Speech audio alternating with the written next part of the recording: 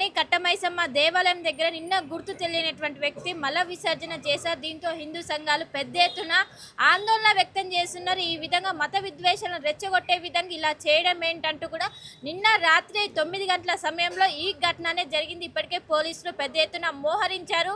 ఈ ఆలయాన్ని మొత్తం కూడా ఆధీనం తీసుకొని భారీగా పహారా కాస్తున్న ప్రస్తుతంతో పాటు కొంతమంది భక్తులు వారితో కూడా మాట్లాడించే ప్రయత్నం చేద్దాము. ఈ విధంగా మత విద్వేషాలను రెచ్చగొట్టే విధంగా చేశారంటూ కూడా అంటున్నారు. అసలు ఈ ఘటన పైన ఏమంటారు? భారతదేశంలో హిందువులు, ముస్లింలు, క్రిస్టియన్లు అందరూ ఒకటే అనే భావనతోనే ఇప్పటిదాకా మేము అందరం బతుకుతున్నాం, అట్లనే కొనసాగించినాం. ఎప్పుడైతే దేశ నలుమూలల హిందువుల మీద ఈ ముస్లింల దాడులు అనేకం మనం చూసినాం. గతంలో హిందువుల మీద దాడులే నుంచి దేవాలయాల మీద దాడుల దాకా పోయింది. మనం ఇదే తెలంగాణ ప్రాంతంలో గత కొన్ని సంవత్సరాల నుంచి చూస్తున్నాం. ఒక 3 ఏళ్ల నుంచి, ముఖ్యంగా ఈ కాంగ్రెస్ ప్రభుత్వం అధికారంలోకి వచ్చినప్పటి నుంచి ఈ తెలంగాణ ప్రాంతంలో హిందూ దేవాలయాల మీద, హిందువుల మీద దాడులు అధికమైపోయినాయి. ఏదైతే రేవంత్ రెడ్డి గారు కాంగ్రెస్ అంటే ముస్లింలు, ముస్లింలు అంటే కాంగ్రెస్ అని వాళ్ళని ఇంకా రెచ్చగొట్టినట్టు చేసి, కాముగా ఉన్న ముస్లింలు కూడా ఇలా రెచ్చిపోయి హిందువుల మీద, హిందూ దేవుల మీద, హిందూ దేవాలయాల మీద కావాలని దాడికి దిగి మమ్మల్ని ఎవరు ఏం చేయలేరు, ఈ ప్రభుత్వం మాదే, ఈ ప్రభుత్వం మాకు వంతబడుతుంది, ఈ ప్రభుత్వం మాకు సపోర్ట్ చేస్తుందనే ఉద్దేశంతో కావాలని దాడులు ఇంకా ఎక్కువ చేస్తున్నారు. హిందూ సమాజం అన్నీ గమనిస్తూనే ఉన్నది. గతంలో సికింద్రాబాద్లో ముత్యాలమ్మ ఆలయం దగ్గర అయింది. గతంలో అమ్మవారిని ఎక్కడో మండపం పెడితే అక్కడ అయింది. వినాయక మండపం దగ్గర పెడితే కూడా అక్కడ జరిగింది. ఎక్కడ జరిగినా కానీ పోలీసులు తెలివిగా వాడు పిచ్చోడు, వాడు పిచ్చిలోతో ఇట్లా చేసిందని చెప్పి వాడు తప్పించుకునే ప్రయత్నం చేస్తున్నారు. రేపు కూడా ఈ విషయంలో కూడా ఈ సఫిల్ కూడా కట్టమైసమ్మ గుడి ఆలయం దగ్గర కూడా ఏదైతే అన్యమతస్థుడు టోపీ పెట్టుకొని మా ఉద్దేశపూర్వకంగా ఇలా గుడికి మొత్తం లాక్కున్నాయి. ఆ లాక్ ఉన్నది కారణంగా వాడు మీదికి రాలేదు. ఒకవేళ లాకు లేకపోతే వాడు మీదకి వచ్చి అమ్మవారిని కూడా ఏమైనా చేస్తుండే, లేకపోతే దొంగతనం చేస్తుండే, ఇంకేమైనా చేస్తుండేవాడు. కానీ లాక్కున్న కారణంగా వాడు కావాలని ఆడ మల విసర్జన చేసి అపవిత్రం చేసిండు. ముఖ్యంగా ఇదే విషయంలో మేము పోలీసులకు కూడా తెలియజేయడమైంది. దేవాలయాల ప్రాంగణంలో ఏ అన్యమతస్థుడు, అది ముస్లిమే కానీ, క్రిస్టియనే కానీ, పండ్లే కానీ, కూరగాయలే కానీ, పూలే కానీ అమ్మొద్దని చెప్పి కరాఖండిగా చెప్పడం జరిగింది. వాడిని రౌడీ షీట్ బుక్ చేయాలి, వాడు సమాజంలో తిరగకుండా వాడిని లోపటేయాలా. వాస్తవానికి ఇది తెలిసే జరుగుతుందండి. మొన్న కూడా మేము ఒక మాట మాట్లాడడం జరిగింది. ఏం జరిగింది? ముత్యాలమ్మ టెంపుల్ మీద జరిగినప్పుడు వాడు ఒక మత సంస్థకు సంబంధించిన దాంట్లోకి బయటికి వచ్చి మరి వాడు ఉన్మాదిగా మారి ఆ పని చేశాడు. మొన్న రాంపల్లిలో కూడా ఆంజనేయ స్వామి యొక్క విగ్రహాన్ని ధ్వంసం చేశారు. మొన్న శంషాబాద్లో నవగ్రహాలను ధ్వంసం చేశారు. మొన్న బోయిన్పల్లి మన బాలనగర్ సైడ్ కూడా అమ్మవారి యొక్క ఇది కావాలని చెప్పేసి ఒక కుట్రపూరితంగా చేస్తున్నారు. దయచేసి మొన్న అసౌద్దీన్ ఓవైసీ గారు ఒకటి ఇచ్చారు. రాజ్యాంగంలో ఏ మతానికి సంబంధించినోడైనా కానీ భారత రాజ్యాంగంలో ఎవరైనా ప్రధానమంత్రి కావచ్చు, పాకిస్తాన్లో ఓన్లీ ఒక ముస్లిమే కావచ్చు, కానీ భారతదేశంలో ఎవరైనా చేయవచ్చు. అది రాబోయే రోజులలో హిజాబ్ కట్టుకున్న మహిళ ప్రధానమంత్రి భారతదేశంకి అవుతుంది అన్న తర్వాత ఇంకా దాడులు పెరిగిపోయినాయి. అంటే రాబోయే రోజులలో భారతదేశాన్ని ఇస్లాం దేశంగా ప్రకటించాలని చెప్పేసి ఒక గ్రౌండ్ రిపోర్ట్ నడుస్తుంది. ఇక్కడున్న కొన్ని విద్యా సంస్థలు ఆ మతానికి సంబంధించిన విద్యా సంస్థలలో ఉగ్రవాదులుగా మారుస్తున్నారు పిల్లలని. దేవుళ్ళ యొక్క గుళ్ళని టార్గెట్ చేస్తున్నారు. ఇప్పటికైనా ప్రజాప్రతినిధులకు విజ్ఞప్తి చేస్తున్నా, హిందూ ప్రజాప్రతినిధులకు విజ్ఞప్తి చేస్తున్నా. నిన్న రాత్రి జరిగి 24 గంటలు కావస్తుంది, ఈరోజు రాత్రి అయితే 24 గంటలు. ఇప్పటిదాకా మల్కాయిలకు సంబంధించి ఏ ఒక్క ప్రజాప్రతినిధి ఈరోజు ఈ పీరమైన దాడి జరిగిందని చెప్పి ఇప్పటిదాకా రాలేని పరిస్థితి. ఇంకెప్పుడు మేలుకుంటారు హిందువులారా? ఇంకెప్పుడు ప్రజాప్రతినిధులారా? ఇంకెప్పుడు మేలుకుంటారు మీరు? ఇప్పటికైనా మీరు మేలుకోకపోతే రాబోయే రోజులలో గుళ్ళు పరాల దేశంలో, భారతదేశంలో గుళ్ళు ఉంటుండే అని చెప్పేసి చరిత్ర పుటల్లో నిలిచిపోతాయి. ఇక లేవు. ఇప్పుడు కూడా మీరు మేలుకోకపోతే ఈ దేశము మరొకసారి ఇస్లాం దేశంగా మారే పరిస్థితి ఉందని చెప్పేసి ప్రజాప్రతినిధులకు విజ్ఞప్తి చేస్తున్నాను.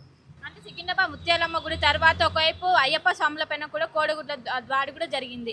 ఇది దీని వెనక కాలం కుట్రపూరితంగా చేస్తున్నారా లేకుంటే ఏంటి? దీని వాళ్ళు కుట్ర కాదండి, ఒక ప్రణాళికబద్ధంగానే పోతున్నారు. వాళ్ళు ఓపెన్ గానే అంటున్నారు, మాకు ఈ దేశం మాది, ఇది మేము ఖచ్చితంగా బాబరు, హుమాయూను ఇదే విధంగా ఈ దేశాన్ని పరిపాలించడం ముస్లింలే పరిపాలించారని ఓపెన్ గానే చెప్పుకుంటూ పోతున్నారు. వాళ్ళు ఎక్కడ కూడా తగ్గట్లేదు. వాళ్ళు ఈ రోజు గిట ఇదే పరిస్థితి ఒక మస్జిద్కో ఇంకేదో మదర్సాకో జరిగి ఉంటే అక్కడున్న ప్రజాప్రతినిధులు ఇదేనా ఊకుంటుండేనా? ఇప్పటిదాకా అక్కడ స్థానిక కార్పొరేటర్, స్థానిక ఎంపీ, స్థానిక ఎమ్మెల్యే, ఎంపీలు వచ్చేసి దేశవ్యాప్తంగా దీన్ని ఏదో భూతద్దంలో పెట్టి చూపెట్టేవారు. ఇప్పటిదాకా ఇక్కడ స్పందించలేదంట. అంటే మన ప్రజలు మేల్కోలేని పడుతున్నారు. మన ప్రజాప్రతినిధులు ఓటు బ్యాంక్ రాజకీయాలు మానుకోరి. అది రాష్ట్ర ప్రభుత్వము, అది అధికార పార్టీ అయినా ప్రతిపక్ష పార్టీ అయినా ఓటు బ్యాంక్ రాజకీయాలు మారరి. భారతీయులకు ఉన్నది ఒకే దేశము, అది భారతదేశము. ఈ విధంగా గిట్ట బిడ్డ కుటుంబ సమేతంగా ఆడపిల్లలని చెల్లెలని అక్కలని తీసుకొని వచ్చే గుళ్ళోనే ఈ పరిస్థితి ఏర్పడితే రేపు ఎక్కడ పోవాలి హిందూ అనేటోడు, దేశంలో ఎక్కడ పోవాలి హిందూ అనేటోడు? ఇప్పటికైనా రాష్ట్ర ప్రభుత్వం రేవంత్ రెడ్డి గారికి విజ్ఞప్తి చేసుకుంటున్నాము, ఇకనైనా నువ్వు మేల్కొని ఈ గుళ్ళని పరిరక్షించకపోతే, ఈ సనాతన ధర్మాన్ని రక్షించకపోతే రాబోయే రోజులలో ఈ భారతదేశంలో హిందువులు ఉంటుండే అని చెప్పి కథలలో చెప్పుకోలేని పరిస్థితి వస్తుందని చెప్పి హెచ్చరిస్తున్నాను. అంటే వరుసగా హిందూ దేవాలయాలపై దాడులకు ప్రభుత్వ వైఫల్యం అంటారు, ఏమంటారు దీనిపైన? ముఖ్యంగా ఏం జరుగుతుందమ్మా, ఇదొక మా వాళ్ళు చెప్పినట్టుగా ఇదొక పెద్ద కుట్ర జరుగుతుంది. ఉదాహరణకు చెప్తా, మా అయ్యప్ప స్వాములకు కూడా చెప్తా.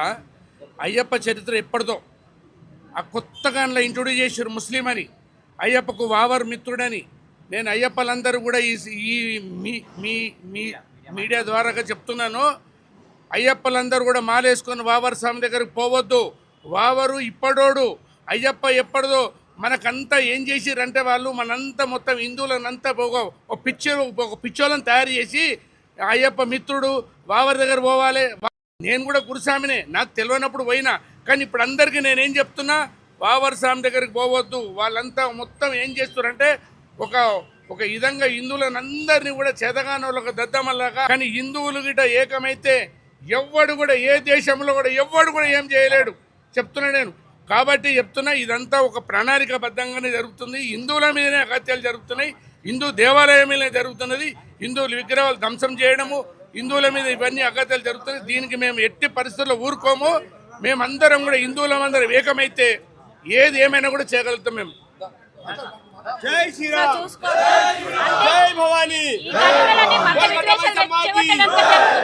ఈ ఘటనలన్నీ మత విద్వేషాలు రెచ్చగొట్టడానికే జరుగుతున్నాయి, ఏమంటారు మీరు? ఈ ఖచ్చితంగా మత విద్వాంసాలు తెలియటానికే జరుగుతున్నాయి మేడం. ఎందుకంటే ఏదన్నా ఆపద వచ్చింది, ఏదైనా కష్టం వచ్చిందంటే దేవతకు వచ్చి చెప్పుకుంటాం. ఆ దేవుని గుళ్ళోనే, దేవతల గుళ్ళోనే ఇట్లా చేస్తే ఈ మత కావాలని మాత్రం చేస్తున్నారు.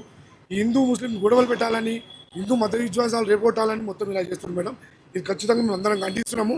దీనిపైన ఖచ్చితంగా యాక్షన్ తీసుకోవాలి. ఇలాంటి జరగకుండా ఖచ్చితంగా తీసుకోవాలి స్వామి, ఖచ్చితంగా కఠినమైన శిక్ష తీసుకోవాలి. హిందూ దేవాలయాలపైన ఇలాంటి దాడులు ఆగాలంటే ఎలాంటి చర్యలు తీసుకోవాలి?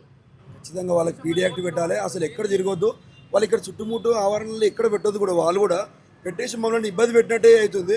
మేము కట్టమేసామంటే మేము ఏమనుకుంటామంటే ప్రతి ఎక్కడ పోయినా ఎక్కడ తీర్థయాత్రలు పోయినా ఇక్కడ అమ్మవారు మొక్కంది ఏం పని జరగదు. ఇక్కడ మొక్కినాకనే మాకు అన్ని సక్సెస్ అవుతుంది. మేము అదేవిధంగా రాత్రి మేము మా ఎమ్మెల్యే గారికి మర్రి రాజశేఖర రెడ్డి చెప్పినప్పుడు అర్ధగంటలో ఇక్కడికి వస్తుందండి. మర్రి రాజశేఖర రెడ్డి కఠిన చర్యలు తీసుకోవాలని చెప్పి ఆయన కూడా పోలీసు వాళ్ళకు కూడా విజ్ఞప్తి చేశారు. మేము ఇప్పుడు వస్తున్నాండి, వచ్చినాక మాట్లాడతామండి. మదర్సాలలో అసలు ఏం జరుగుతుంది, మదర్సాలలో ఏం చెప్తున్నారు, మన చుట్టుపక్కల ఎంతమంది రోహింగ్యాలు ఉన్నారు, వాడు ఎవడు, మన ఆధార్ కార్డు ఏంది, వాడు అసలు మనోడేనా కాదా, మన దేశమోడా పక్క దేశమోడా, ఈ దేశంకి ఏ ఉద్దేశంతో వచ్చిండు, ఎందుకని ఇక్కడ ఏం చేస్తుండ అనేది ఇవన్నీ కూడా గమనించాలి. పోలీసులు నిజంగా మొద్దు నిద్రలు ఉన్నారు, ఇంటెలిజెన్స్ వ్యవస్థ మొత్తం వైఫల్యమైంది. ఇది నిజంగా చెప్పాలంటే ఇది దేశంలో చాలా పెద్ద ఎత్తున ఒక బంగ్లాదేశ్లో జరిగేటట్టుగా అల్లర్లు సృష్టించడానికి వాళ్ళు ప్రీ ప్లాన్ ఉన్నారు. మాకు పోలీసు వాళ్ళు వాళ్ళని పట్టుకుంటే మా దగ్గరికి నుంచి తీసుకొని పోయి మీకు న్యాయం చేస్తామని చెప్పేసి అని ఈరోజు మధ్యాహ్నం దాకా టైం ఇచ్చారు. ఆ మధ్యాహ్నం లోపల టైం చేయకపోతే మేము ప్రతిదాడికి మాత్రం ఖచ్చితంగా చేస్తాం. మేము ఇది మాత్రం ఖచ్చితంగా చెప్తున్నాము. మాకు మధ్యాహ్నం వరకు ఆయన ఎవరు ఎక్కడ ఏంది వాళ్ళ రోహిణి ఎక్కడుందన్న ప్రత్యేకంగా ఖచ్చితంగా తీసుకురావాల్సిందే. లేదు అని చెప్తే పెద్ద ఎత్తున ధర్నా చేసి మేము వాళ్ళ ప్రతిదాడులకు మద్దతు దిగుతాం. భారత్ మాతాకి జై. మొత్తం మీద కావాలని టార్గెటెడ్ గా హిందువులపైన దాడులు చేస్తున్నారంటూ కూడా నిన్న జరిగినటువంటి కట్టమైసమ్మ దేవాలయం దగ్గరికి హిందూ సంఘాలు పెద్ద ఎత్తున చేరుకొని పోలీసులు పెద్ద ఎత్తున మోహరించి మొత్తం అదుపులోకి తీసుకున్నారు. ఎలాంటి వాటికి తావు లేకుండా భారీ బందోబస్తు ఏర్పాటు చేశారు. ఎందుకని ఇటు హిందూ సంఘాలు కావచ్చు, ఇటు హిందూ భావజాలాలు ఉన్నటువంటి ప్రతి ఒక్కరు వచ్చే అవకాశం ఉండడంతో ప్రతి ఒక్క ఎవరిని కూడా అనుమతించకుండా ఇప్పటికే భక్తులకు మాత్రమే అలౌ చేస్తున్న భక్తులు పెద్ద ఎత్తున నిరసన వ్యక్తం చేస్తున్నారు.